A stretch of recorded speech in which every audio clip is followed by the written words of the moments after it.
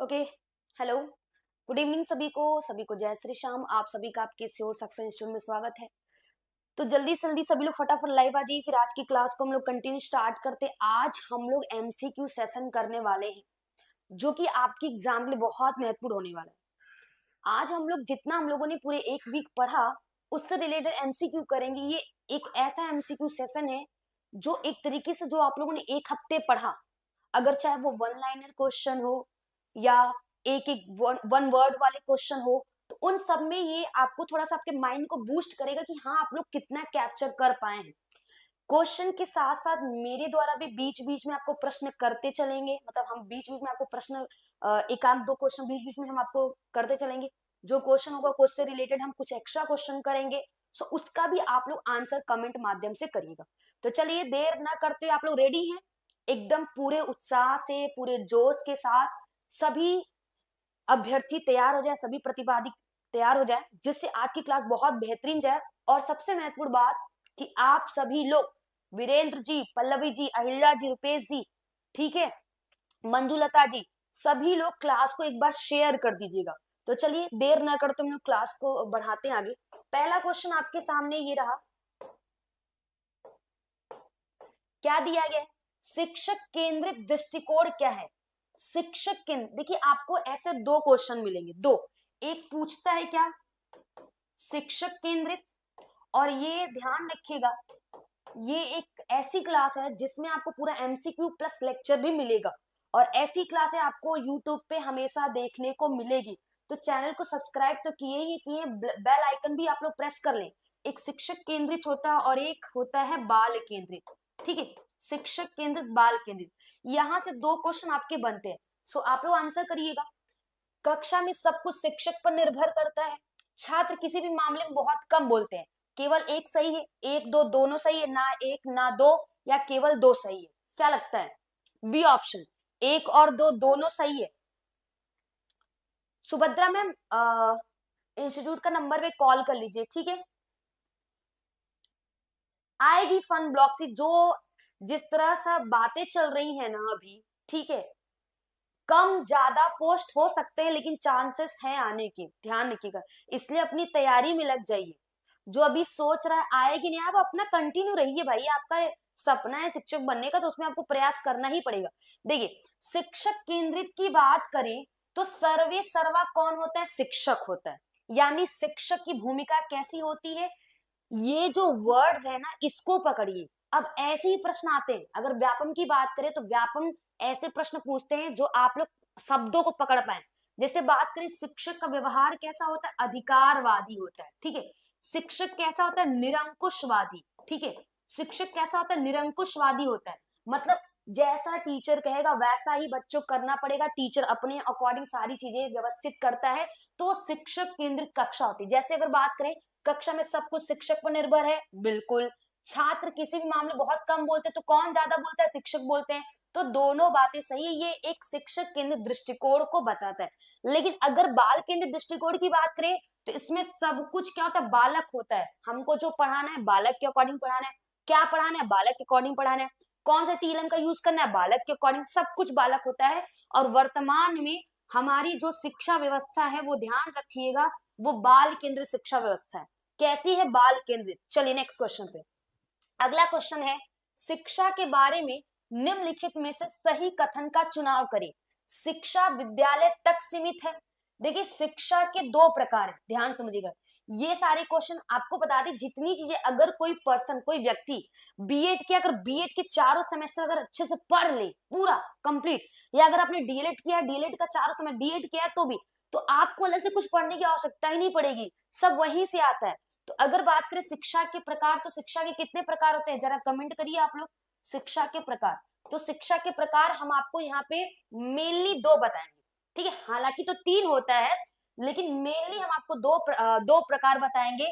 शिक्षा को रखेंगे तो ध्यान से, शिक्षा के प्रकार न करके शिक्षा के अर्थ को समझे तो ज्यादा अच्छा रहेगा। शिक्षा के अर्थ, प्रकार तो तीन होता है, ठीक है। औपचारिक शिक्षा, अनौपचारिक शिक्षा और दूरस्थ शिक्षा, ठीक है। औपचारिक जो विद्यालय में मिलता है, अनौपचारिक जो माता पिता के द्वारा मिलता है, और जो आप अभी बैठे बैठे सीख रहे हैं वो दूरस्थ शिक्षा हो जाएगी। लेकिन शिक्षा के अर्थ की बात तो दो रूपों में यहाँ पूछा है ना, कि शिक्षा के बारे में, तो शिक्षा के अर्थ दो होते हैं, एक होता है संकुचित अर्थ, ठीक है, यहां से पूछता है, और एक होता है व्यापक। तो क्या लगता है शिक्षा का संकुचित अर्थ क्या होगा या शिक्षा का व्यापक अर्थ क्या होगा?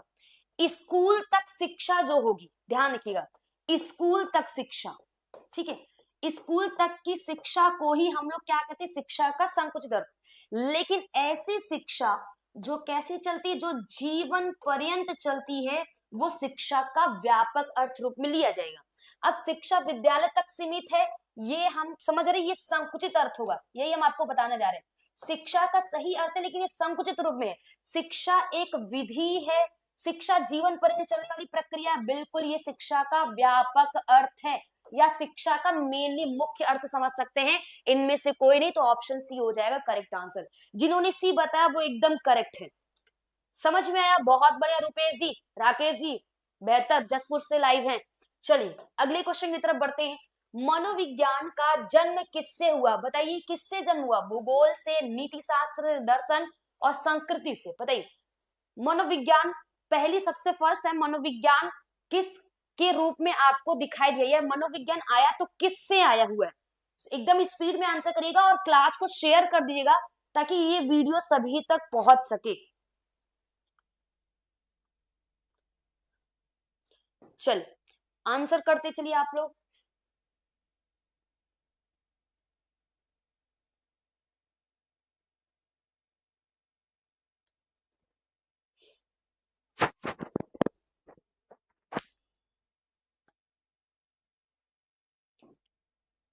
बेहतर, बहुत बढ़िया, सभी लोगों ने करेक्ट बताया है। मनोविज्ञान कहां से आया है? दर्शन शास्त्र से आया है, ठीक है, कहां से आया है? दर्शन शास्त्र। नेक्स्ट क्वेश्चन की तरफ बात करते हैं। एजुकेटम, ठीक है, एजुकेटम शब्द किस भाषा से लिया गया? देखिए जो एजुकेशन है, ध्यान सुनिएगा, एजुकेशन, ठीक है, एजुकेशन की बात करें तो ये एडुकेटम, कहीं कहीं एजुकेटम, कहीं कहीं एडुकेटम भी लिखता है, वो आपके प्रोनाउंसिएशन पर डिपेंड करता है। लैटिन, ग्रीक, जर्मन, यूनानी, बताएं। नहीं, वो फर्स्ट नंबर मतलब जो पहला क्वेश्चन था ना, वो आप लोगों को एक्स्ट्रा दे दिया गया था, शायद इसी वजह से अंकिता में कंफ्यूजन। कोई बात नहीं है, एक्स्ट्रा क्वेश्चन हो गया, कम ज्यादा से कुछ नहीं होता। जल्दी बताइए। चलिए सभी का आंसर आना स्टार्ट हो गया। तीजन जी गुड इवनिंग भाई, फन ब्लॉक जी इन्होंने ए बताया हुआ है, श्रेया जी बी, कृष्णा जी ए, कृष्णा जी भी एकदम नॉन स्टॉप लगे रहते हैं, बहुत अच्छी बात है।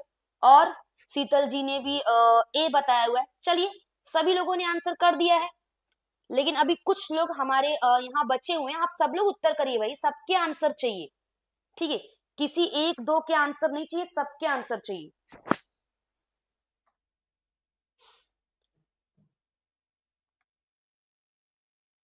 चलिए ओके, सब लोगों ने बता दिया कि हमारे मनोविज्ञान में जब कुछ नहीं समझ में आता तो एक ही चीज समझ में आता है, कहाँ से आता है कोई चीज। एक होता है ना कि जैसे मनोविज्ञान में कोई चीज आया है, बहुत सारे देश का नाम लिया जाता है लेकिन समझ में नहीं आता, जैसे अभी सीजीटी में भी क्वेश्चन आया था, तो अमेरिका आराम से चीजें बन जाती है। सो वहीं पे जो एजुकेटम है वो लैटिन भाषा से लिया गया। जिन्होंने ए बताया उनका करेक्ट है, यहाँ ए और बी में युद्ध छिड़ा हुआ था, लेकिन ध्यान रखिएगा जो एजुकेशन है, एजुकेशन ये एक लैटिन वर्ड है, एडुकेटम, या इसको एडुकेटम भी बोल सकते हैं या इसको एजुकेटम भी बोल सकते हैं।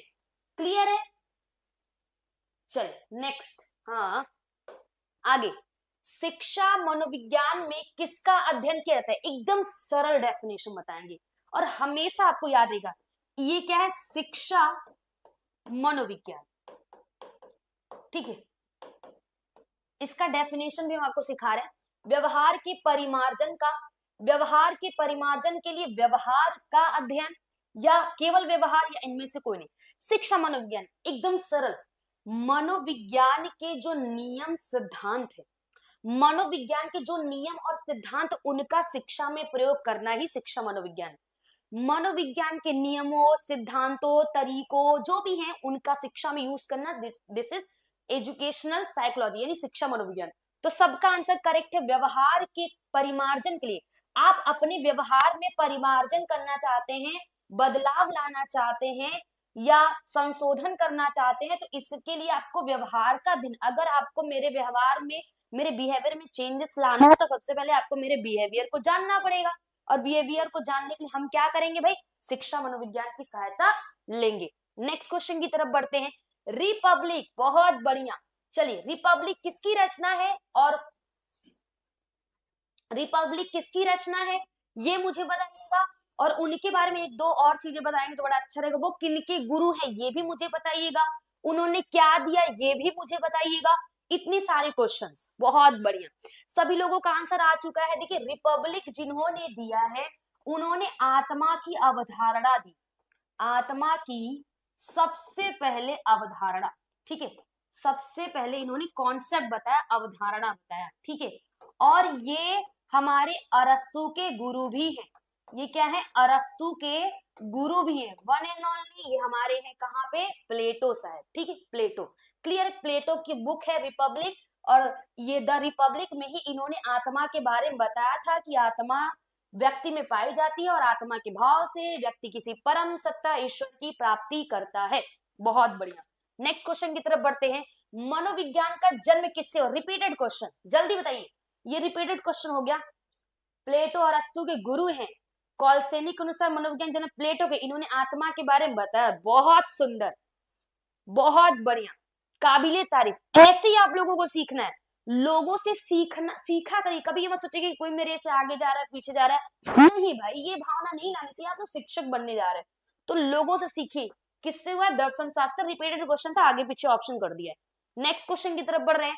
मनोविज्ञान का विषय चेतना है, इट मीन्स साइकी, साइकी का अर्थ होता है चेतना से, ठीक है।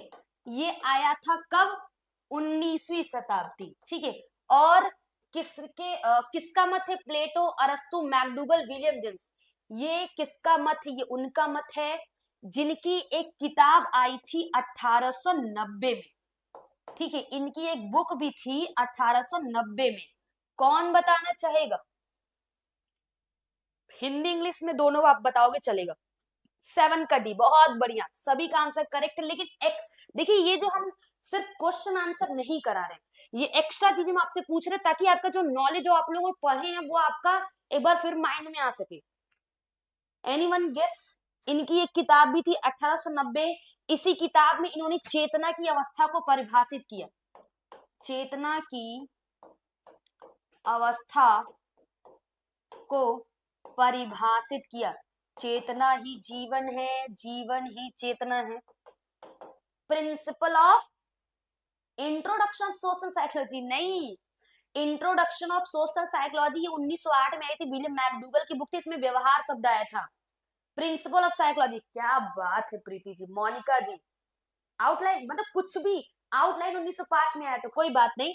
प्रिंसिपल ऑफ साइकोलॉजी, ठीक है, प्रिंसिपल ऑफ मनोविज्ञान का सिद्धांत दिया था इन्होंने, ठीक है, मनोविज्ञान का सिद्धांत, हिंदी भी जानते रहेगा। क्लियर है। और जैसे कि उन्होंने अभी 1908 वाला बताया वो हमने आपको बता दिया, इंट्रोडक्शन टू सोशल साइकोलॉजी, ये हमारे 1908 में विलियम मैकडूगल की बुक थी, और आउटलाइन ऑफ साइकोलॉजी अभी 1905 में थी, विलियम मैकडूगल की किताब थी। नेक्स्ट क्वेश्चन पे आते हैं। National society of college teachers of education, it means national society of college teachers of education, ये संस्था कहाँ है भाई, ब्रिटेन, अमेरिका, फ्रांस। ऐसे एक क्वेश्चन आया था ना हमारे सीजीटेट में, तो जब कुछ न समझ में आए तो एक ही चीज समझ में आता है, बताइए आप लोग।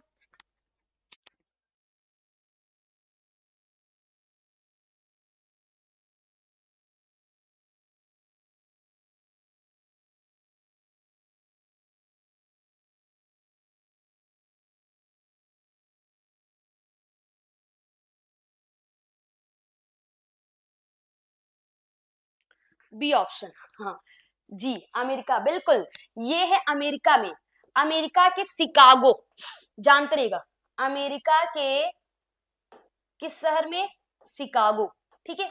ये है, याद रखिएगा, ये इसको बोलते एन, इसको बोलते NSCTE, ठीक है, national society of, national society of college teacher education, ये हमारा अमेरिका के शिकागो शहर में है। नेक्स्ट क्वेश्चन की तरफ बढ़ते हैं। साइकी और लोगस शब्द किस भाषा से बने हैं? जर्मन। पता है ये क्वेश्चन आए हुए हैं, हालांकि अभी ने 2-3 साल पहले के एग्जाम्स में पूछे गए हैं। यूनानी, फ्रांसीसी, अमेरिकी, बताइएगा। साइकी प्लस लोगस कौन सी भाषा है? चलिए कोई बात नहीं राधिका जी, 1 नंबर से रह गए, इस बार 10 नंबर एक्स्ट्रा आएगा आपका। बिल्कुल परेशान मत रहिए, ठीक है। यूनान, ठीक है। ग्रीक यानी यूनानी भाषा। कौन सी भाषा? ग्रीक यानी यूनानी। अब पता है, एक बार ध्यान रखिएगा, आपसे ऐसा पूछ सकता है कि साइकी का अर्थ 16वीं शताब्दी में क्या था, साइकी का अर्थ 17वीं शताब्दी में क्या लगाया जाता था, साइकी का अर्थ 18वीं शताब्दी में क्या लगाया जाता था, साइकी का अर्थ 19वीं शताब्दी में क्या लगाया जाता था, साइकी का अर्थ अभी वर्तमान में क्या लगाया जाता है। वर्तमान में साइकी का मतलब क्या होता है भाई, कमेंट करिए। वर्तमान में साइकी का मतलब क्या होता है? What is the meaning of psyche in current time? मनोविज्ञान का विषय आत्मा है, आत्मा अजर है, आत्मा अमर है, आत्मा है तो व्यक्ति की पहचान आत्मा से ही होती है। व्यवहार, बहुत बढ़िया टिकेश्वर जी, सुंदर। नो मोर, व्यवहार, ठीक है। नो मोर, ये तो बड़ा दुखदाई वर्ड है भाई, नाम चेंज कर लीजिए प्लीज। बहुत बढ़िया। सो सभी का आंसर लगभग सही आया। बाकी आत्मा के बारे में कौन है? अरस्तु, विलियम जेम्स, प्लेटो, जॉन डीवी। मनोविज्ञान का विषय आत्मा है। हाँ, अब ये कौन बताएगा? यहाँ पे आप अरस्तु लेंगे कि प्लेटो? देखते हैं क्या बताते हैं आप। अरस्तु लेंगे कि प्लेटो? बहुत बढ़िया प्रीति जी। 10वीं का ए, कविता जी ए, दिनेश जी ए, ननकू जी ए, पिंकी जी। बिल्कुल पिंकी जी बी। अंकिता में क्यों बी कर? विलियम जेम्स, हे भगवान, विलियम जेम्स तो चेतना है ना। देखिए यहाँ पे मनोविज्ञान, देखिए मनोविज्ञान आत्मा का विषय है, मनोविज्ञान चेतना का, मनोविज्ञान मन का, मनोविज्ञान व्यवहार का। तो मनोविज्ञान आत्मा का विषय ये हमारे किसने बताया? अरस्तु ने ही बताया है। किसने बताया? दर्शन शास्त्री अरस्तु ने ही बताया है। प्लेटो ने तो सबसे पहले आत्मा के बारे में, आत्मा की अवधारणा दी थी। वास्तव में आत्मा क्या है? मनोविज्ञान में जितने भी वर्ड्स आते हैं ना, वो कोई ना कोई लेकर ही आता है, ध्यान रखिएगा, कोई कंफ्यूजन मन में मत रखिएगा। मनोविज्ञान आचरण एवं व्यवहार का यथार्थ विज्ञान है। देखिए जब मनोविज्ञान का डेफिनेशन हम आपको पढ़ाएंगे, बड़ा इंपॉर्टेंट है, ट्रिक से याद रखिएगा। बोल रहे ना आचरण एवं व्यवहार का यथार्थ विज्ञान, यही ट्रिक है ये, आचरण व्यवहार यथार्थ। किसका है ये? प्लेटो का, विलियम जेम्स का, वॉटसन का, मैकडूगल का। एकदम सरल है, एकदम सरल। जैसे अगर बात करें, प्लेटो ने ऐसा कुछ व्यवहार, देखिए प्लेटो है व्यवहार से कुछ लेना देना नहीं होगा, विलियम जेम्स से व्यवहार से कुछ लेना देना, अब इन्हीं दो से लेना पड़ेगा, लेकिन दोनों व्यवहारवादी हैं, ये दोनों ही व्यवहारवादी हैं। दोनों ही, हम बात करें 20वीं शताब्दी में आए थे, ये दोनों ही 20वीं शताब्दी के मनोवैज्ञानिक हैं। अब कंफ्यूज, अब आप सोचेंगे मैम व्यवहार है तो हम क्यों ना वॉटसन लगा दे। देखिए वॉटसन ने भी बोला है, वॉटसन ने बोला है मनोविज्ञान व्यवहार का धनात्मक विज्ञान है। बस इनका देखिए, अब आप सोचते हो कि मैम आपको कैसे याद है, यही तरीका है याद करने का, एकदम सरल तरीका। जैसा मैंने बोला ना धनात्मक विज्ञान, ये वॉटसन साहब का है। तो ये स्टेटमेंट किसका है? ये मैकडूगल का है। याद है, आचरण व्यवहार यथार्थ विज्ञान किसका है? मैकडूगल। समझ में आई बात? बहुत बढ़िया। नेक्स्ट क्वेश्चन की तरफ बढ़ते हैं। नेक्स्ट क्वेश्चन, शिक्षा मनोविज्ञान नामक पुस्तक किस मनोवैज्ञानिक द्वारा लिखी? देखिए ये बुक है, ये भी आप जानते रहेगा, एजुकेशनल या एजुकेशन साइकोलॉजी, ठीक है। ये उन्होंने लिखा जो विश्व के प्रथम शिक्षा शास्त्री, या जिनको हम शिक्षा मनोविज्ञान के जनक भी कहते हैं, विश्व के प्रथम शिक्षा शास्त्री, ठीक है। और एक मजे की बात आपको बता दें, ये बुक कब आई? एनीवन, कोई बताए? बहुत सारे लोग काफी टाइम से तैयारी कर रहे हैं, बहुत सारे लोग यहाँ पे फ्रेशर है, तो दो आप जो बहुत पहले से तैयारी करें और जो कुछ टाइम से तैयारी कर रहे हैं, दोनों के बीच यहाँ कंपटीशन रख लेते हैं। हालांकि हमारे मनोविज्ञान में कंपटीशन गलत वर्ड है, बट यहाँ पे ऐसे आपके अंदर इंटरेस्ट क्रिएट होगा। सो बताइए कब आया, ये कौन है? बहुत बढ़िया, विलियम जेम्स। हे भगवान, पूनम मैम बिल्कुल उम्मीद नहीं है, थोड़ा सा समझ जाइए। धर्मजीत जी 12 का डी, बिल्कुल। कामले जी करेक्ट है। नो मोर 1913, बहुत बढ़िया। चलिए 1903, यहाँ 1913 1903 वाले बड़े कंफ्यूज हैं, लेकिन कृष्णा जी बहुत एकदम, मुझे लगता है कृष्णा जी का आंसर सही है, बाकी आप लोग बताएं। Ghanshyam G D. देखिए सही है, ये हमारे थांडाइक है, ठीक है। शिक्षा मनोविज्ञान के पुस्तक जो बुक थी एजुकेशनल साइकोलॉजी, ये हमारे थांडाइक जी का था।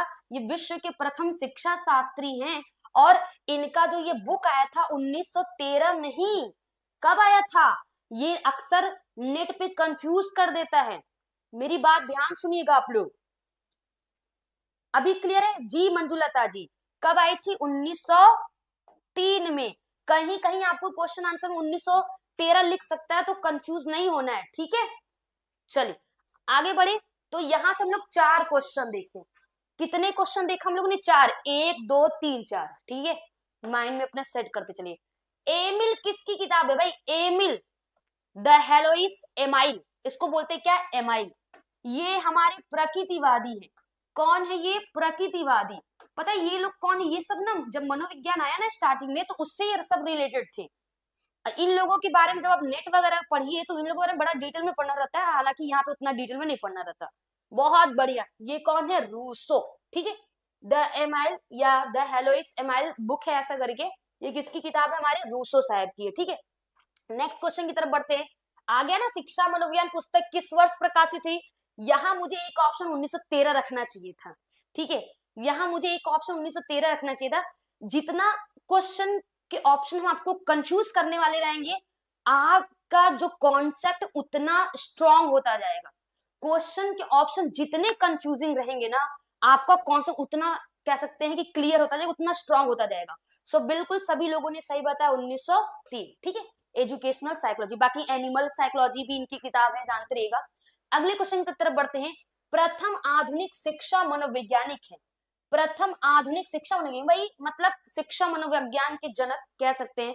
प्रथम आधुनिक शिक्षा मनोवैज्ञानिक बताते चलिएगा और साथ में वीडियो को लाइक भी करते चलिएगा, ताकि अभी तो हम आपको ये एक माइंड बूस्ट करने वाला क्वेश्चन है, अभी तो बढ़िया बढ़िया क्वेश्चन लाना बाकी है।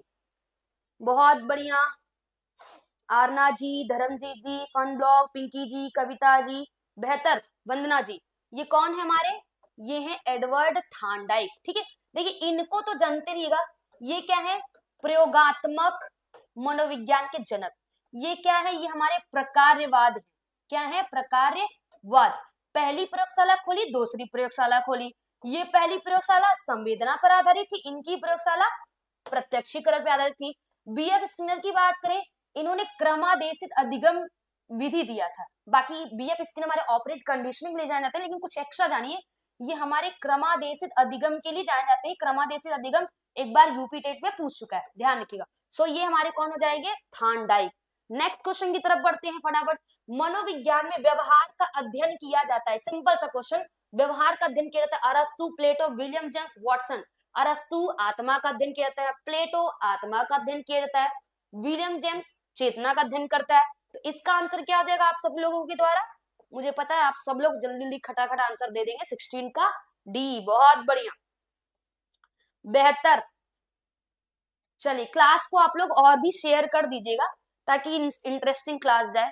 अगला प्रश्न है, मनोविज्ञान को व्यवहार के धनात्मक विज्ञान। देखिए यही ट्रिक है, अक्सर करके जब भी हम पढ़ाते हैं तो हम यही बताते हैं, जो डेफिनेशन, परिभाषा, स्टेटमेंट रटिए मत। और सबसे वही अच्छा तरीका है जो रटेगा, क्योंकि एक दो डेफिनेशन तो आता ही आता है, तो रटिए मत। अभी हमने बताया ना धनात्मक विज्ञान, किसने बोला? जैसे व्यवहार के कारण व्यवहार में परिवर्तन, जेपी गिलफोर्ड ले लीजिएगा। सो एकदम ऐसे ही सेट बनाइए। इसलिए आपके मन में से ये भी दुविधा चली जाएगी कि हाँ कैसे स्टेटमेंट याद करिए, स्टेटमेंट के लिए एक नंबर छोड़ दे। क्यों छोड़ना भाई? उसके लिए भी मेहनत करिए, उसके लिए भी सीखने का तरीका देखिए। तो वो गुडवर्थ नहीं, वुडवर्थ होना चाहिए। अरस्तु, मैकडूगल, वॉटसन। सो ये हमारे फेवरेट है वॉटसन। अभी मैकडूगल का क्या स्टेटमेंट पढ़ा आप लोगों ने? अभी जस्ट मैकडूगल का स्टेटमेंट क्या पढ़ा? फास्ट। अमरजीत जी, सभी जी, प्रियंका जी, सुभद्रा जी, अभी जस्ट हमने इसका भी बताया। जरा देखें आप लोग कितना तेज कैप्चर कर रहे हैं। राकेश कुमार जी फटाफट। नो मोर, कोई मतलब है, नाम नहीं है, बताएं जल्दी से। आचरण, व्यवहार, यथार्थ। क्या बात है, विज्ञान, आचरण, व्यवहार। अच्छा, आचरण, व्यवहार, यथार्थ भी यूज कर दीजिएगा। बहुत बढ़िया। चलिए नेक्स्ट क्वेश्चन की तरफ बढ़ते हैं। चलिए ये तो इन्होंने पूरे मनोविज्ञान को डिफाइन कर दिया गया। कोई ऐसा नहीं जो नहीं बता पाएगा। सर्वप्रथम मनोविज्ञान ने अपनी आत्मा का त्याग किया। कब किया? 16वीं शताब्दी में, टाटा बाय बाय। फिर इसने अपने मन का त्याग किया, यानी 17वीं और 18वीं शताब्दी में। फिर चेतना का त्याग किया, यानी ये चलेगा टाटा बाय बाय 19वीं शताब्दी में। और व्यवहार विधि को अपनाता है, यानी 20वीं से अब तक।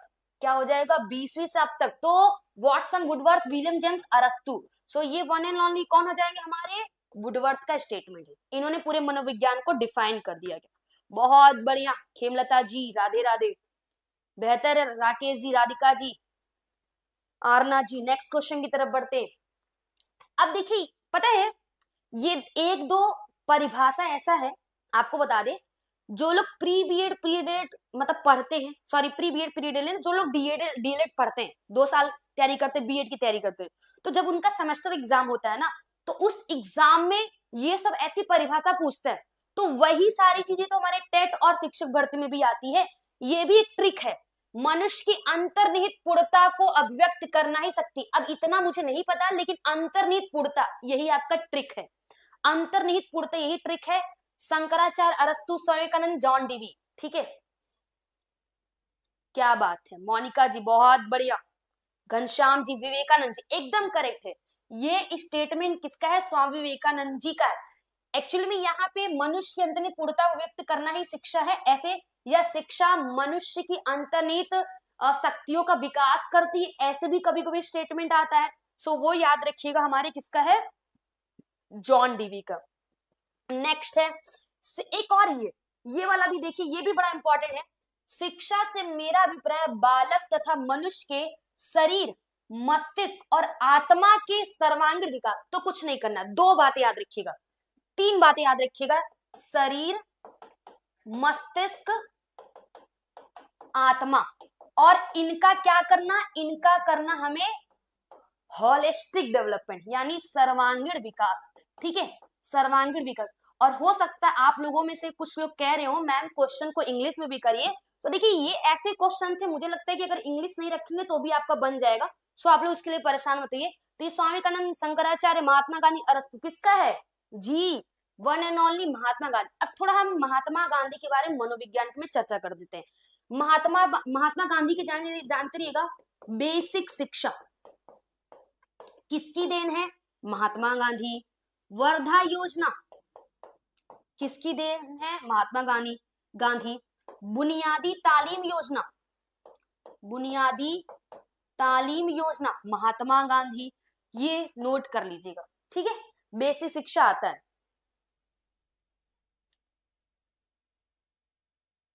नहीं, उसका डेट तो बढ़ा दिया गया लेखुराज जी, ठीक है, इन्फॉर्म किया गया था। शिक्षा मनोविज्ञान के जनक कौन है? James, Hurlock, wound, Thorndike. ये क्वेश्चन घुमा फिरा के दे रहा है। शिक्षा मनोविज्ञान के जनक, जल्दी बताइए। बेसिक, वर्धा योजना, हस्तकला पर आधारित शिक्षा, बिल्कुल। हैंडक्राफ्ट पर आधारित शिक्षा, बेहतर। हस्तशिल्प, करेक्ट है। ये कौन है? हमारे थांडाइक जी, ठीक है, थांडाइक जी। नेक्स्ट क्वेश्चन की तरफ बढ़ते, आगे बढ़िए। मनोविज्ञान के जनक हैं, हाँ ये देखिए, यहाँ पे आप कंफ्यूज हो सकते हैं। यहाँ पूछा है मनोविज्ञान के जनक, न तो आधुनिक न प्राचीन, कुछ नहीं बोला है। तो आप क्या रखेंगे? जेम्स, अरस्तु, हरलॉक, प्लेटो। प्लेटो को तो हमारे कॉलसेनिक मानते हैं, कॉलसेनिक के अनुसार प्लेटो है, ये जानते रहिए। सो हमको यहाँ पे क्या लेके चलना है? ये है अरस्तु। क्या लेके चलना? अरस्तु। बातें समझ में आई? बहुत बढ़िया सभी लोग। बबीता जी, श्रियान जी करेक्ट है, घनश्याम जी बेहतर, धर्म जी। नेक्स्ट क्वेश्चन की तरफ बढ़ते हैं। प्रयोगात्मक मनोविज्ञान के जनक, तो बताइए कब खुली और कहां पे? 2 क्वेश्चन और ऐड कर लीजिएगा। जेम्स, प्लेटो, वुंट, अरस्तु, पता है? जल्दी जल्दी जी। अंकिता जी, बिल्कुल सभी का आंसर सही है। ये है विलियम वुंट।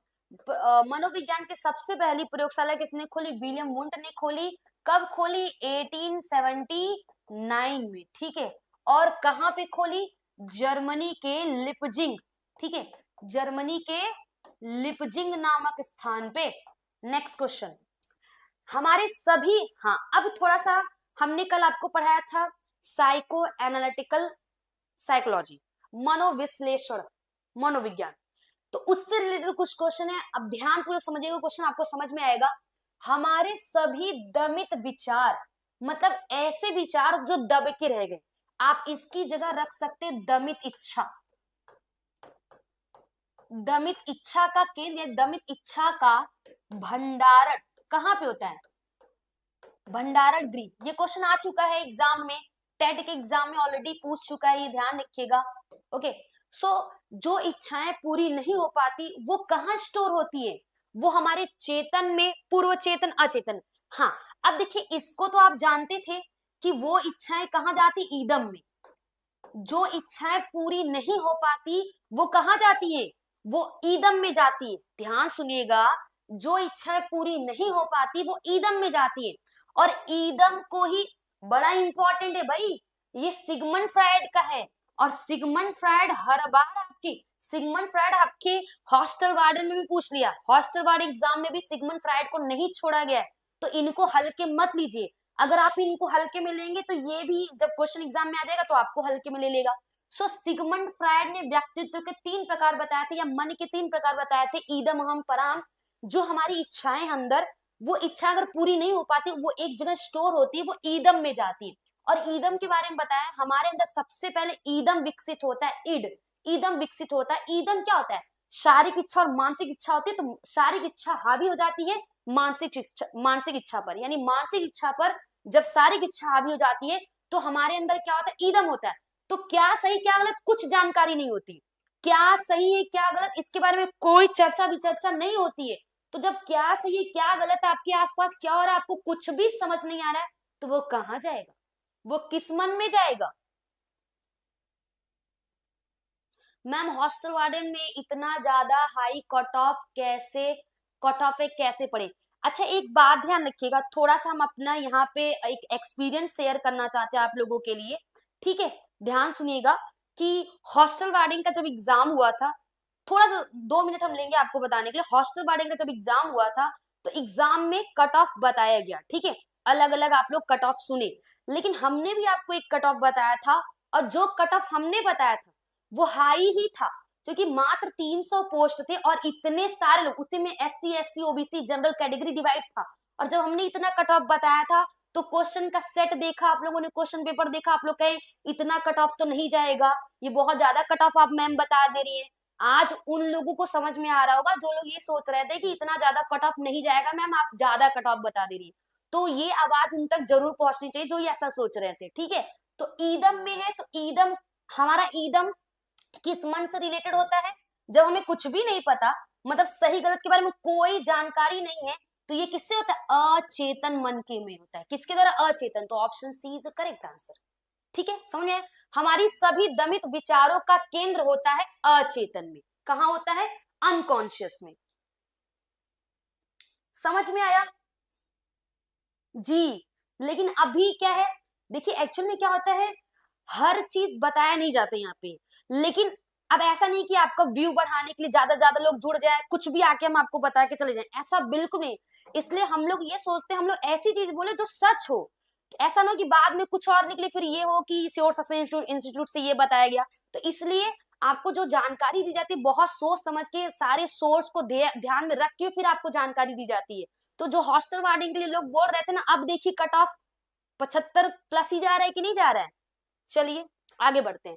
व्यक्ति के समायोजन में सबसे बड़ी भूमिका होती है, बताइए, ईदम, अहम, परम। यहाँ देखिए, यहाँ बोला समायोजन, समायोजन आप कर रहे हैं, इसका मतलब आप अपने आप को क्या करेंगे? बैलेंस करेंगे। बैलेंस करने का मतलब अपने आप को क्या करेंगे? संतुलित करेंगे, ठीक है? और एक बात बता दें, एक साइकोलॉजी फैक्ट हम आपको बता रहे हैं, एक मनोवैज्ञानिक फैक्ट बता रहे हैं। आप हजारों लाखों एग्जाम दे के आइए, ठीक है? हजारों लाखों एग्जाम, और पेपर टफ आ गया, हम आपके अनुसार कट ऑफ बताए जो आपको सुनने में अच्छा लगे, 40, 50, 55 आपको सुनने में अच्छा लगे वो कट ऑफ बताए, जो सच में कट ऑफ ना हो, नहीं, जो आपको सुनने में अच्छा लगे, तब फिर आपके लिए सब अच्छा है। यही साइकोलॉजी है, ठीक है? यही मनोविज्ञान है। अगर आप समझेंगे तो आपको समझ में आएगा कि हम कहना क्या चाह रहे हैं। वो चीज देखिए, वो चीज करिए जो आपके काम की है, बस इतनी सी बात है। ठीक है, तो सभी लोगों ने बता दिया। जब शारीरिक इच्छा और मानसिक इच्छा दोनों क्या हो, शारीरिक और मानसिक दोनों इच्छा बैलेंस हो, बैलेंस मतलब कि अगर शरीर कह रही ये करो लेकिन हमारा मस्तिष्क कह रहा नहीं ये मत करो, ये गलत है, तो आपको एक डायरेक्शन दिखा दे। जैसे सिपाही, आपको बता दे, जो अहम होता है वो सिपाही की तरह कार्य करता है। जैसे आप ट्रैफिक में फंसे हैं, ट्रैफिक पुलिस होता है, आपको डायरेक्शन देता है इधर जाओ या इधर जाओ, उसी तरह हमारे अंदर जो अहम होता है वो हमारे अंदर एक सिपाही की तरह कार्य करता है, हमको सही गलत के बारे में बताता है कि ये सही है ये गलत है, तो दैट इज अहम। क्या हो जाएगा, अहम। आगे बढ़ते हैं, अगले क्वेश्चन की तरफ बढ़ते हैं। फ्रायड के मनोविश्लेषण सिद्धांत द्वारा समझा जा सकता है, समझ जा सकता नहीं, समझा जा सकता है क्या, चेतना के स्तर को, व्यक्तित्व की संरचना को, यहाँ रक्षात्मक युक्तियों को, या सभी को।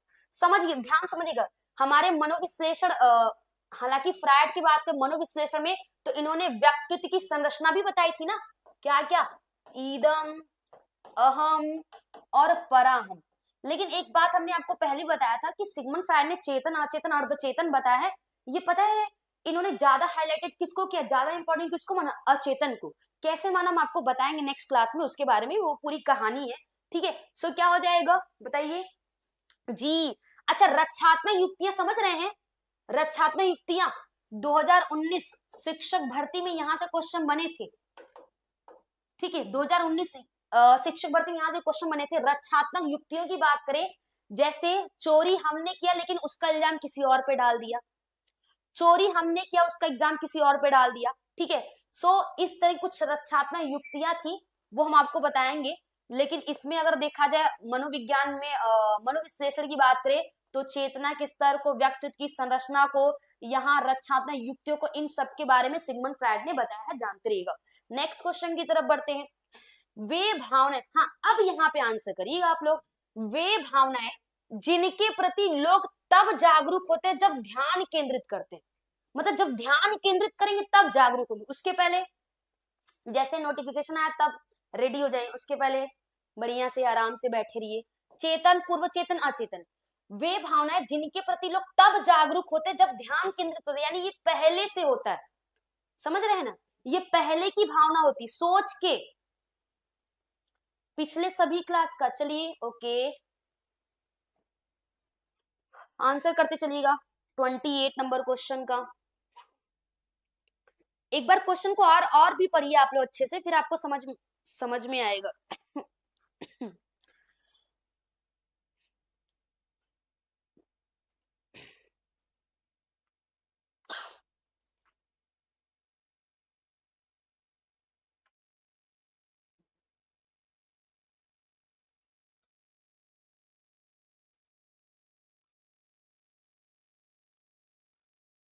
चलिए, सभी लोगों ने बता दिया। देखिए, वे भावनाएं जिनके प्रति लोग तब जागरूक होते ध्यान केंद्रित करते हैं, यानी कि चेतन, पूर्व चेतन, अचेतन। अब देखिए, पूर्व चेतन की बात करें, थोड़ा सा ध्यान रखिएगा, पूर्व चेतन और अचेतन में, पूर्व चेतन क्या होता है, एक फ्रेम आपके माइंड में पहले से बना होता है, आपके कॉन्शियस में, आपकी चेतना में एक फ्रेम पहले से बना होता है। और चेतन की बात करें तो वो तो एक तरह से कह सकते हैं ऑन द स्पॉट रखा जाता है। कॉल कर लीजिएगा भाई इंस्टीट्यूट के नंबर पे, ठीक है। तो यहाँ चेतन, देखिए अवचेतन से कुछ नहीं होगा, चेतन पूर्व चेतन को जरा समझिएगा। वे भावनाएं जिनके प्रति लोग तब जागरूक होते हैं जब ध्यान केंद्रित, तो ये पूर्व चेतन में जाएगा, ये किस में जाएगा, ये व्यक्ति के पूर्व चेतन में जाएगा। ठीक है, जब ध्यान केंद्रित होगा तब वो जागरूक होता है तब, लेकिन चेतन तो जब ध्यान न लगे तो भी वो कंटिन्यू आपका जागरूक ही रहता है। ठीक है, अगला है सिगमंड फ्रायड। हाँ, ये वेरी मोस्ट इंपॉर्टेंट क्वेश्चन, ध्यान रखिएगा, याद रखिएगा इसको। यही क्वेश्चन को घुमा के हमारे हॉस्टल बारे में पूछ दिया था, और बड़ी अच्छी बात थी, सब लोगों ने करके भी आया हुआ था। सिगमंड फ्रायड के अनुसार एक आयु विशेष के दौरान इलेक्ट्रा, ई मतलब लड़की में पाया जाता है। ठीक है, अब दूसरा जो बचा कहाँ गया भाई, ऑडिपस नहीं दिया है क्या, इसके अलावा एक होता है ऑडिपस। ठीक है, क्या है ऑडिपस, ये लड़का में पाया जाता है। ऑडिपस के कारण लड़का माँ को ज्यादा प्यार करता है, और लड़की में इलेक्ट्रा कारण लड़की पिता को ज्यादा प्यार करती है, इसलिए पैसे वगैरह मांगना हो तो लड़की पापा से जाके बोलती है, ठीक है, पापा से गलती हो गई तो पापा से जाके बताएंगे। उसी तरह लड़का है, क्या पैसा वगैरह मांगना होगा तो मम्मी के पास जाते हैं, कोई गलती करना होगा मम्मी से, कहीं घूमने जाना होगा तो मम्मी से। सो संवेदी गामक पूर्व संक्रियात्मक, अगर एज देखिए 0 से 2 वर्ष है, ध्यान समझिएगा, पूर्व संक्रियात्मक है 2 से 7 वर्ष, यही बाल्यावस्था है। एक तरीके से देखिए बाल्यावस्था नहीं, पूर्व बाल्यावस्था। इसको अगर आप देखेंगे यहाँ पे, ये किस कैटेगरी में जाएगा, पूर्व बाल्यावस्था। मूर्त संक्रियात्मक 7 से 11 वर्ष हो जाएगा, और औपचारिक 11 से 15 वर्ष। तो क्या बताया आप लोगों ने, बहुत बढ़िया, सबका आंसर करेक्ट है, बिल्कुल डाली जी, स्वाति जी करेक्ट है, सुनीता जी, धर्मजीत जी बेहतर, शीतल जी मायूस मत होइए, ठीक है। चलिए ओके, सभी लोगों का आंसर करेक्ट है। ये चला जाएगा पूर्व संक्रियात्मक अवस्था में। मनोलैंगिक विकास की 5 अवस्था, एक क्वेश्चन और आपसे करते हैं। मनोलैंगिक विकास की 5 अवस्थाएं बताई थी सिगमंड फ्रायड ने, उसी में जो तीसरी अवस्था थी, कौन सी तीसरी अवस्था, तीसरी अवस्था कौन सी थी भी, अभी लेटेस्ट में आप लोग पढ़े हैं, करंट में आपको पढ़ाया गया है, तीसरी अवस्था कौन सी बताइए, फिर हम आपको बता रहे हैं जल्दी से।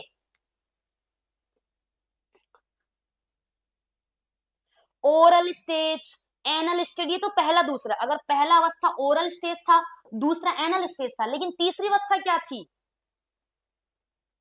लैंगिक अवस्था, ओके, लैंगिक अवस्था, ठीक है। अमूर्त हम सिगमंड फ्रायड की बात करते हैं, इलेक्ट्रा सब इधर उधर।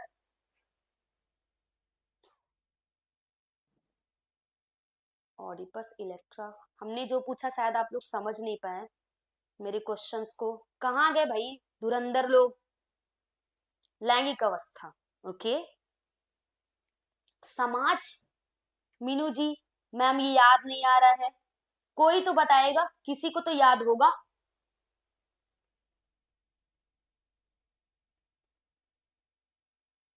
मुझे ही बताना पड़ेगा।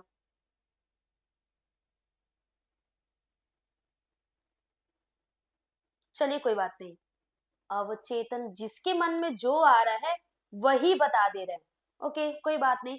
लेकिन यहाँ पे अगर देखा जाए, अन्नपूर्णा जी हो गई और सभी जी हो गई, मंजुलता जी हो गई, इन्होंने लगभग सही बताया, ठीक है, सही बताया। देखिए एक जो पहली अवस्था थी हमने आपको पढ़ाया है, इसको अगर देखिए ये क्या था, ये मुखावस्था था, अगर याद होगा ओरल स्टेज बोलते हैं, ठीक है।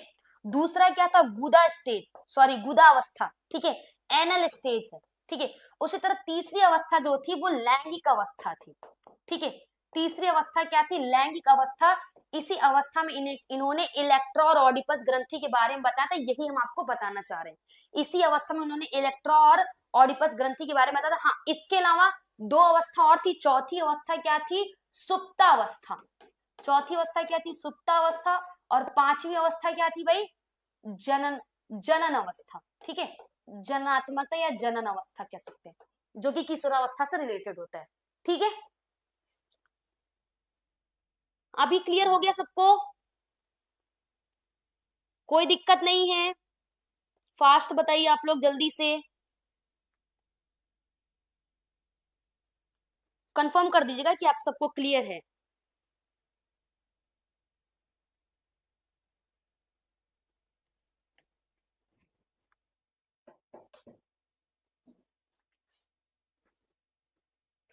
आवाज तो आ रही भाई, क्लियर है ना सबको, एक बार कंफर्म कर दीजिएगा।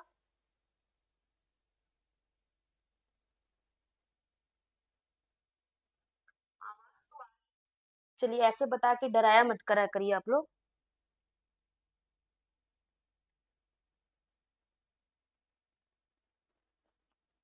ओके, चलिए नेक्स्ट।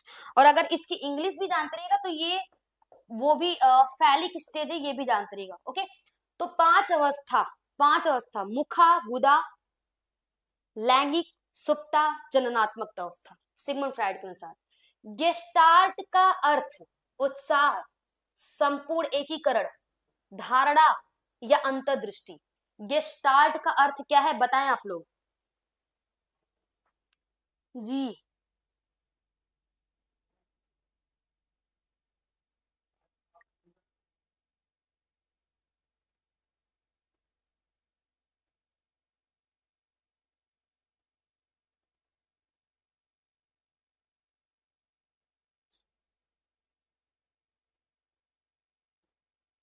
बेहतर, ननकू जी, सरिता जी, श्रेया जी, नीरू जी, सभी का आंसर लगभग सही है, बहुत बढ़िया, क्लियर। एज पूछ रहे थे क्या आप लोग?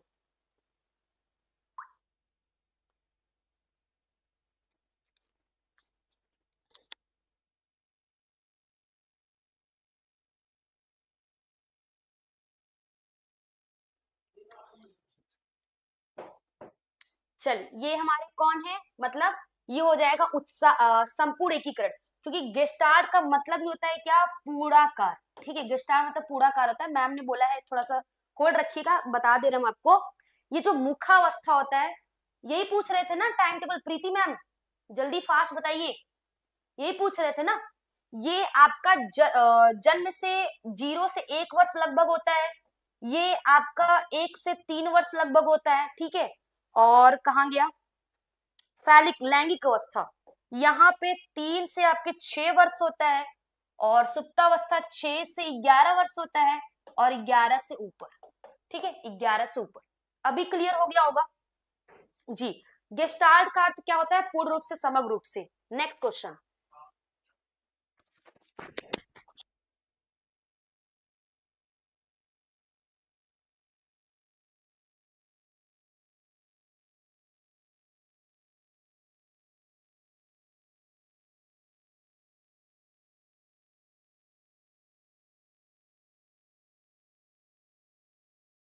चलिए नेक्स्ट क्वेश्चन पे आ रहे हैं। गेस्टाल्ट मनोविज्ञान के संस्थापक कौन है? Bridge, sorry, Franz Brentano, Max Wertheimer, Edgar Rubin या कुट लेविन? तो ये जानते रहेगा ये कौन है, ये सबको पता है, मैक्स वर्दीमर। कल की डेट में आपको पढ़ाया गया मैक्स वर्दीमर, और कब, 1912 में। कहाँ के हैं ये, जर्मनी के हैं, ठीक है। इनकी किताब कौन थी, किताब कौन थी, नहीं, किताब का नाम क्या था, किताब का नाम ही था गेस्टाल्टवाद। इनकी किताब भी कह सकते हैं आप, गेस्टाल्टवाद में इनको इन्होंने बताया था, मैक्स वर्दीमर, ठीक है। चलिए नेक्स्ट क्वेश्चन की तरफ बढ़ते हैं, फटाफट जल्दी जल्दी अगले क्वेश्चन की तरफ बढ़ते हैं। गेस्टाल्ट मनोविज्ञान के सबसे प्रमुख सदस्य कौन है? कुर्ट कोफा, मैक्स मर्दीमर, वोल्फिगल कोहलर, या सभी? जल्दी बताइए, फेवरेट कौन है आपके, जल्दी जल्दी। गेस्टाल्ट मनोविज्ञान के सबसे प्रमुख सदस्य, तो कोई प्रमुख नहीं है, एक दो आंखें, सबको इक्वली देखिए, किसी को कम ज्यादा किसी को मत कहिए। तो चाहे कोफका हो, वर्दीमर हो, कोहलर हो, ठीक है, ये हमारे सभी गेस्टाल्टवाद के प्रमुख सदस्य हैं। बहुत बढ़िया, करेक्ट है पल्लवी जी। निम्नलिखित में से कौन सी एक विषय वस्तु समग्रवादी मनोवैज्ञानिक, यही पकड़ना है, अगर यहाँ समग्रवादी बोल दिया ना तो समझ जाइए गेस्टाल्टवादी। समग्रवादी मनोवैज्ञानिकों के अध्ययन क्षेत्र की है संज्ञानात्मक प्रक्रियाएं। हमने आपको पढ़ाया था जो गेस्टाल्ट है, ठीक है, याद होगा आपको, जो गेस्टाल्टवाद है, ये दो वाद के मिक्सचर को लिया गया। एक तो हमारा हो जाएगा क्या, व्यवहारवाद, और दूसरा संरचनावाद और प्रकारवाद भी ले सकते हैं। तो कौन कौन सा होगा? हमने बताया था ना कि गेस्टाल्टवाद किन दो चीज को योग है, चेतना प्लस व्यवहार, पढ़ाया था हमने, ठीक है। अगर नहीं पढ़े तो प्रीवियस 2 दिन के वीडियो में जाके देख लीजिए, वहां बताया गया। संज्ञानात्मक प्रक्रियाएं, चेतना नहीं, मतलब मानसिक, मानसिक आप इसको चेतना भी कर सकते हैं, ठीक है। और दूसरा व्यवहारिक, तो ऑप्शन सी हो जाएगा करेक्ट आंसर। अस्तित्व के तरीके और समस्या नहीं, संपूर्ण रूप से मानसिक और व्यवहारिक प्रक्रियाएं, ठीक है जी। नेक्स्ट, गेस्टाल्ट सिद्धांत की अभिधारणा है कि तत्वों को स्वरूप के अनुसार समूह में रखना चाहिए। यह सामीप्य, समानता, सादगी, समापन, लक्ष्य जितना क्या होगा, उतना तेजी से हमारे अंदर मोटिवेशन आएगा, या उसको करने में हम उतने ज्यादा स्पीडनेस दिखाएंगे। सो बताइए क्या होगा? सामीप्य मतलब पास, समानता मतलब बराबर, सादगी सबके स्वरूप में होनी चाहिए, समापन मतलब खत्म, द एंड। तो गेस्टाल्ट सिद्धांत की अवधारणा है कि तत्वों को स्वरूप के अनुसार समूह में रखना चाहिए, यह सामीप्य सिद्धांत है, ठीक है। ये क्या हो जाएगा? सामीप्य सिद्धांत, option A is correct answer, ठीक है, बेहतर। नेक्स्ट क्वेश्चन की तरफ बढ़ रहे हैं। ओके, क्लास अच्छी लग रही हो तो आप अपनी इच्छा अनुसार, अपने प्रेम से आप वीडियो को लाइक जरूर करिएगा, ठीक है। निम्नलिखित में से कौन गेस्टाल्ट मनोविज्ञान से संबंधित नहीं है? उठा के बाहर निकालिए इनको। कुटलेविन, अधिगम का क्षेत्र सिद्धांत अमेरिका में जाके दिया। पावलाव, इवान पेट्रोविच पावलाव, ठीक है, कुत्ते में प्रयोग किया। वोल्फगैंग कोहलर, ये हमारे गेस्टाल्टवाद के प्रयोग करता है। किनारी द्वीप पे चिंपैंजी, सुल्तान नामक चिंपैंजी में उन्होंने प्रयोग किया। उपरोक्त सभी तो हो ही नहीं सकता, तो ये हो जाएंगे पावलाव। क्यों? क्योंकि पावलाव हमारे व्यवहारवादी हैं, ठीक है, पावलाव हमारे क्या है, व्यवहारवादी, बिहेवियरिज्म है। नेक्स्ट क्वेश्चन की तरफ बढ़ते हैं। आप लोग आंसर किए ही होंगे। श्रेयांश जी, घनश्याम जी, संस्कृति जी, दिनेश जी, रुक्मणी जी, बहुत बढ़िया। बढ़ते चलिए नीरू जी। ज्ञान, समझ, अनुप्रयोग, विश्लेषण, संश्लेषण और मूल्यांकन, 1 2 3 4 5 6 सेट है ये। पहले ज्ञान होगा, फिर समझेंगे, फिर प्रयोग करेंगे, फिर अलग अलग बांटेंगे, फिर उसको इकट्ठा करेंगे एंड देन लास्ट में उसका क्या करेंगे, मूल्यांकन करेंगे। ये भावात्मक पक्ष, विकास के चरण, संज्ञा, देखिए ये तो है नहीं, ये 3 पक्ष बताए गए थे। ये 3 पक्ष किसने बताए थे? किसने? BS Bloom. ये ब्लूम का टेक्सोनॉमी है, ठीक है, ब्लूम का वर्गीकरण है। अब इस वर्गीकरण में इन्होंने संज्ञानात्मक पक्ष का वर्गीकरण किया था। ज्ञान, बोध, प्रयोग, संश्लेषण, विश्लेषण और मूल्यांकन। सबसे पहला चरण ज्ञान है और सबसे अंतिम चरण मूल्यांकन हो जाएगा। तो ये हमारा कॉग्निटिव डोमेन में जाएगा। किस में जाएगा? Cognitive domain. बहुत बढ़िया दसमत जी, बिल्कुल अहिल्या जी करेक्ट है।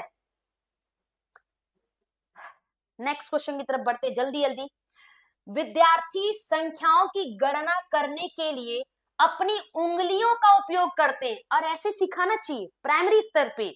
बच्चों, 1 में 1 जोड़ेंगे क्या होगा? 1 1 जोड़ देंगे, 1 2 2 हो जाएगा। 5 में 3 जोड़ेंगे तो बच्चा क्या करता है? 1 2 3 4 5, फिर दूसरी उंगली निकालता है 1 2 3, फिर काउंट करता है 1 2 3 4 5 6 7 8। ये आपको करना है। वर्ग 3 में जाएंगे तो सहायक शिक्षक पद पे आप जाएंगे तो आपको ऐसे ही सिखाना पड़ेगा। अगर आपको एक अच्छे टीचर बनना है तो ये सरल से जटिल नहीं, यह विशेष से सामान्य नहीं। पहली बार ये कोई शिक्षण विधि होती ही नहीं। विशेष से सामान्य विकास होता है, विशेष से सामान्य विकास होता है, ना कि शिक्षण विधि। ज्ञात से ज्ञात पता थोड़ी है, ये सीधा सीधा चला जाएगा किसमें? Known to unknown, sorry, concrete to abstract, मूर्त से अमूर्त, यानी हम वस्तु सामने दिखा रहे हैं, ठीक है, मूर्त से अमूर्त।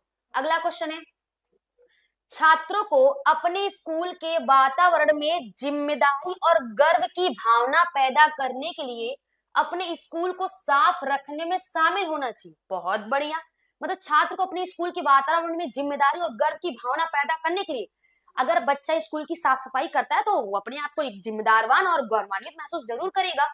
इस कथन का क्या परिणाम हो सकता है? क्या कि विद्यालय परिसर स्वच्छ और सुंदर हो जाएगा ऐसा, या शिक्षक और कर्मचारियों पर स्कूल की सफाई का बोझ कम हो जाएगा, या छात्र अपने घर को भी जाके साफ करेगा, या स्कूल में सीखे गए कौशल को कई वर्षों तक अन्य वातावरण में भी ले जाया जा सकता है। यानी अधिगम का ट्रांसफर, नहीं, अधिगम का स्थानांतरण, ठीक है। सो क्या लगता है आप लोगों के अनुसार इसका आंसर क्या होगा? जी, आरना जी, साफिरा जी बहुत बढ़िया, बबीता जी करेक्ट है। चलिए गोदावरी जी बहुत बढ़िया, सभी का आंसर करेक्ट है। ओके, ऑप्शन हमारा डी हो जाएगा सही आंसर। चलिए नेक्स्ट क्वेश्चन की तरफ बढ़ते हैं।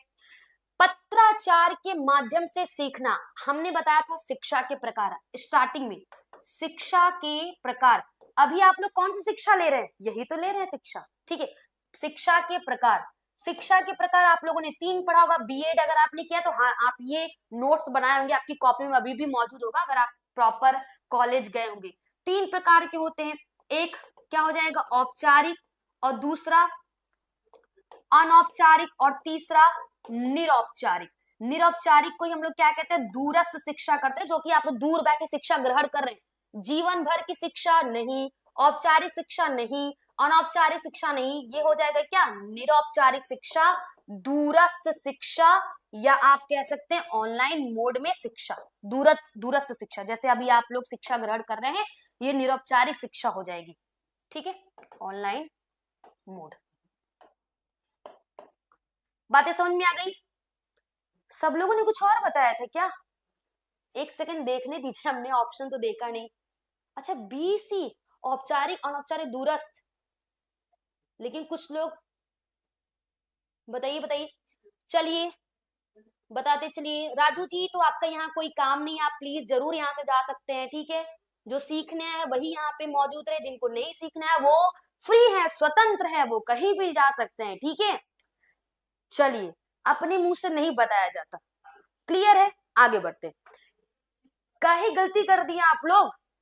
एक, अभी तो हमने बताया ना, जो निरौपचारिक शिक्षा होती है, जो दूरस्थ शिक्षा होती है, वही तो ऑनलाइन मोड में होती है। बात में समझ में आई ना आपको? चलिए नेक्स्ट क्वेश्चन की तरफ बढ़ते हैं।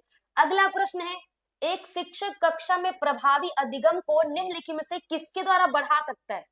प्रभावी अधिगम मतलब सार्थकपूर्ण अधिगम, एक लाइन की बात है। प्रभावी अधिगम बोले तो मीनिंगफुल लर्निंग, यानी सार्थक अधिगम। कैसे बढ़ाएंगे? पुरस्कार देंगे, बाह्य अभिप्रेरणा, ठीक है। बार बार परीक्षा लेंगे, निगेटिव, ठीक है। विषय वस्तु को वास्तविक जीवन स्थिति से संबंधित करके, यानी उनके रियल लाइफ से रिलेट करके, या अभिप्रेरणा द्वारा। बताइए, सबसे इजी, बेहतर ऑप्शन सी करेक्ट है रुपेश जी, बहुत बढ़िया रुक्मिणी जी। तो ऑप्शन सी हमारा जो होगा वो ज्यादा सही होगा, कि हम बच्चों में प्रभावी अधिगम करा सकते हैं, क्योंकि विषय वस्तु वास्तविक जीवन स्थिति से संबंधित करके। इसको बोलते हैं क्या? इसको बोलते हैं संदर्भगत अधिगम। बहुत आता है ये हर जगह।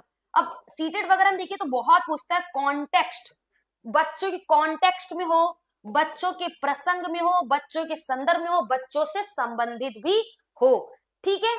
चलिए ओके, अमन जी कह रहे हैं सीजी टेट 2025 होगा कि नहीं होगा। देखिए, हम सरकार तो नहीं, एकदम फिक्स तो नहीं कहेंगे, लेकिन शिक्षक भर्ती है तो सीजी टेट होगा ही होगा। नेक्स्ट क्वेश्चन, संप्रेषण संबंधी अक्षमता है। ओके, संप्रेषण, संप्रेषण मतलब समझ रहे ना, कम्युनिकेट करना, बोलना। तो संप्रेषण संबंधी अक्षमता किसमें जाएगी? डिसग्राफिया, डिसपेसिया, डिसकैलकुलिया, डिसलेक्सिया, ठीक है। बताएं टाइमिंग, आरना जी आज कल में पूरा टाइम बता दिया जाएगा। चलिए बिल्कुल जी, जरूर सच्चिदानंद जी, जरूर जैसा आप करें बिल्कुल वैसा होगा। 41 का कुछ लोग सी कुछ लोग ए बता रहे हैं। डिसपेसिया, ए कहा? डिसलेक्सिया तो पढ़ने संबंधी है ना, डिसकैलकुलिया गणना संबंधी है, डिसग्राफिया लिखने संबंधी है, ये डिसफेजिया हो जाएगा ना भाषागत अक्षमता। भाषागत अक्षमता, और भाषा मतलब क्या? भाषा किसका माध्यम है भाई? भाषा ही तो हमारे संप्रेषण का माध्यम है। भाषा हम क्यों यूज में लाते? बस एक दूसरे से बातचीत करने के लिए, संप्रेषण करने के लिए।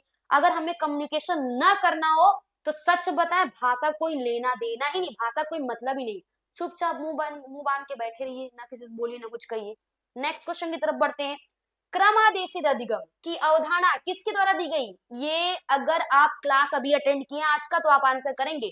क्रमादेशित अधिगम किसके द्वारा दिया गया? अभी जस्ट बताया गया। जरूर मीनू मैम, जरूर कराएंगे, विचार आदान प्रदान करने के लिए। ओजस्वी जी, इंस्टीट्यूट के नंबर पे प्लीज आप कॉल कर लीजिएगा, 2242 का सी सी सी, सभी लोगों ने सी बताया। रीनू जी एकदम करेक्ट है। क्रमादेशित अधिगम एक कह सकते हैं कि शिक्षण की विधि है, जिसमें बच्चों को सिखाने के लिए जो पाठ्यक्रम है, जो विषय वस्तु, उसको इकाइयों में बांट दिया जाता है। बच्चों पे समय सीमा का बाउंडेशन नहीं होता, बच्चे अपनी स्वगति से सीखते हैं। नेक्स्ट क्वेश्चन की तरफ बढ़ते हैं। निम्नलिखित में से कौन सी बाल्यावस्था की विशेषता नहीं? ये सब क्वेश्चन देखिए, इसमें कुछ क्वेश्चन ऐसे है ना, आप पेपर उठाइए, टेट का उठाइए, शिक्षक भर्ती उठाइए, बस इधर उधर करके पूछा है, कोई भी क्वेश्चन उठा लीजिए। और आपको तो पता है यहाँ कोई गारंटी या कुछ नहीं बताया जा रहा, लेकिन अगर आप पढ़ते हैं 30 में से आपके 27, 28, 29 तो बन जाते, 30 में से 30 वाले भी बहुत है। 2023 शिक्षक भर्ती में भी बहुत सारे लोग थे जिनके सीडीपी में 30 में से 30 थे भाई। सीजी टेट में सब 25, 26, कोई 28, 29 ऐसे नंबर पाए। तो इसके लिए आपको थोड़ा धैर्य रखना पड़ेगा और सीखना पड़ेगा। इस क्लास में आने का एक ही उद्देश्य होना चाहिए कि आप श्योर सक्सेस इंस्टीट्यूट से जुड़े, तो सिर्फ और सिर्फ सीखने के लिए और इधर उधर की बात करने के लिए नहीं, ठीक है। तो सामूहिकता की प्रबलता, जिज्ञासा, देखिए समूह की भावना बाल्यावस्था में, जिज्ञासा की कमी, अब वृद्धि में स्थिरता, देखिए वृद्धि थोड़ी रुक जाती है, बाल्यावस्था में शैशवावस्था कंपेरिजन में वृद्धि थोड़ी रुक जाती है, समूह खेलों की सहभागिता। अरे भाई इन दोनों में से आपको बताना है, ए और डी तो नहीं होगा, बी और सी में आप क्या बता रहे हैं, अलग अलग। जी सरिता जी, बिल्कुल। देखिए बाल्यावस्था की विशेषता, अवृद्धि में स्थिरता, स्थिरता मतलब एक तरह से कह सकते हैं शैशवावस्था बाल्यावस्था, शैशवावस्था में शारीरिक मानसिक एकदम तेजी से होता है भाई, जो हमें नहीं दिखाई देगा, एक बाल्यावस्था को नहीं दिखाई देगा, वो एक शैशवावस्था के बच्चों को दिखाई दे देगा। अभी दीवार पे कहीं एक बिंदी लगा दीजिए आप, चश्मा लगा के देखते रहिए, दूरबीन लगा के देखते रहिए, लेकिन एक जो कह सकते हैं शैशवावस्था का बच्चा है, 1 साल का बच्चा, 2 साल का, 3 साल का बच्चा, उसको पहले दिख जाएगा कि मैम यहाँ पे है देखिए, ठीक है। सो जिज्ञासा की कमी बाल्यावस्था की विशेषता, जिज्ञासा की कमी नहीं होती, ठीक है, ऑप्शन बी हमारा करेक्ट होगा। अब वृद्धि में स्थिरता कमी आ जाती है, बात समझ में आई। अभी भी सरिता जी सी कैसे भाई, बी, ठीक है। अगले क्वेश्चन की तरफ बढ़ते हैं, हाँ अगले क्वेश्चन की तरफ बढ़ते हैं। अगला क्वेश्चन ये है, ध्यान रखिएगा, ये तो हम आपको एमसीक्यू करा रहे हैं, इस पे पूरा प्रॉपर लेक्चर चाहिए, ध्यान सुनिएगा। अगर आपको इसमें पूरा लेक्चर चाहिए, मेरी लेक्चर क्लास चाहिए, साथ में पीडीएफ, और हम वही पढ़ाते हैं जो एग्जाम में आता है, और टू द पॉइंट पढ़ाते हैं, इधर उधर कुछ भी नहीं करते। तो अगर आपको क्लास ज्वाइन करना है, आप सभी को शिक्षक भर्ती के लिए भी क्लास ज्वाइन करना है, तो शिक्षक भर्ती की हमारे यहाँ नई क्लास स्टार्ट हो चुकी है, सीजी टेट की क्लास अटेंड करना है तो बेहतर तैयारी के साथ आप जुड़ सकते हैं, आपको हर सब्जेक्ट की जो पैडागॉजी मिलेगी वो आपको कहीं नहीं मिलेगा। सो इसके लिए आप ज्वाइन करिए। और आज हम लोग जो क्वेश्चन लिए थे वो 43 ही क्वेश्चन था, ठीक है, 43 ने 44, पहला वाला क्वेश्चन 2 था, 44 प्रश्न थे आज। आज कितने क्वेश्चन थे, 44 क्वेश्चन थे, ठीक है जी। और हाँ एक महत्वपूर्ण बात, 50% ऑफर की बात करें, अगर अभी भी बहुत, देखिए आज भी बहुत सारे लोगों को कॉल्स आया था कि मैम वीडियो हमारे तक लेट पहुंचा है, तो आप सभी लोग अगर ज्वाइन करना चाहते हैं तो 50% अभी भी चल रहा है, यानी फीस आपको आधे में मिल जाएगी। चाहे आप शिक्षक भर्ती की तैयारी करना चाहते हैं, शिक्षक भर्ती वर्ग 2 वर्ग 3 की तैयारी करना चाहते हैं, अगर आप सीजी टेट की तैयारी करना चाहते हैं पेपर 1 पेपर 2, तो बिल्कुल स्वागत है, श्योर सक्सेस इंस्टीट्यूट के साथ जुड़िए, सफल होना तय है, फिक्स है, बस आपको हमारे साथ चलना पड़ेगा, लगना पड़ेगा, तभी जाके बात बनेगी। समझ में आई जी, ओके। इसके लिए कोई भी जानकारी चाहिए तो अभी आप 9170066499 पर कॉल कर लीजिए, या सपोज अगर ये बिजी आया तो आप 8787045655 पर जरूर कांटेक्ट करिए। और मंडे से मेरी क्लास लग जाएगी, ठीक है, मंडे से लेक्चर क्लास लग जाएगी और बेहतर क्लास लगी। और ये मेरी क्लास जो लगेगी ऐप पे लगेगी, बाकी यूट्यूब पे एमसीक्यू होता रहेगा, जितना आप लोग पढ़ेंगे। इस बार समझिएगा आपको कुछ अलग पढ़ना है, कुछ अलग करना है, अगर सच में सिलेक्शन चाहिए तो। पोस्ट कम ज्यादा क्या आएगा उसका नहीं पता, लेकिन आपको सिलेक्शन दिलाना हमारी जिम्मेदारी है, और शिक्षक भर्ती में बेहतर करना है, बेहतर पैडागॉजी के साथ, तो बिल्कुल स्वागत है, कम फीस में ए ग्रेड बेहतर तैयारी करिए। ओके, सो आज हमने 44 क्वेश्चन करा है, क्वेश्चन अच्छे लगे हो तो वीडियो को लाइक शेयर जरूर करिएगा, ठीक है। इसी तरह क्लास को बेहतर तरीके से सीखिए। क्लास में आने का एक ही उद्देश्य होना चाहिए, हम आपको बार बार कह रहे हैं कि प्लीज सिर्फ सीखने के उद्देश्य से आइए, ठीक, सिर्फ सीखने। अगर आप सीखने के उद्देश्य से आएंगे, और सबसे बड़ी बात है आप ट्रस्ट करिए हम पे, अगर विश्वास है ना तो आप सब कुछ आराम से कर ले जाएंगे, विश्वास बहुत जरूरी है, वो आपके लिए इंपॉर्टेंट है, ठीक है। फीस फीस वर्ग 2 की मैम कॉल कर लीजिए इस नंबर पे, ठीक है, कॉल कर लीजिए, क्लियर है। बट मैं वर्ग 3 विषयवार हो गए, अभी ऐसा कोई जानकारी नहीं है, ठीक है, अभी ऐसा कोई जानकारी नहीं है। देखिए रुपेश जी संडे को क्लास चलेगा नहीं, एकदम आप लोग ना चैनल को सब्सक्राइब करने के साथ बेल आइकन प्रेस कर लीजिए, सूचना आप तक चली जाएगी। और आप लोग कह सकते हैं हमारे टेलीग्राम चैनल से भी जुड़ जाइए, व्हाट्सएप चैनल से भी जुड़ जाइए, बहुत सारी चीजें आपको मिलने वाली है, और ऐसी ऐसी चीजें मिलेंगी जो आपके एग्जाम के लिए टू द पॉइंट होगा, तो आप इसके लिए जुड़िए। सो आज के लिए आपके लिए बस इतना ही। आप लोगों ने क्लास अच्छा लगा हो तो वीडियो को लाइक शेयर जरूर करिएगा। मिलते हैं कल की डेट में, तब तक के लिए सभी को धन्यवाद। स्वस्थ रहें, खुश रहें, मस्त रहें, और दूसरों को भी खुश रखें, ठीक है। धन्यवाद, जय श्री श्याम।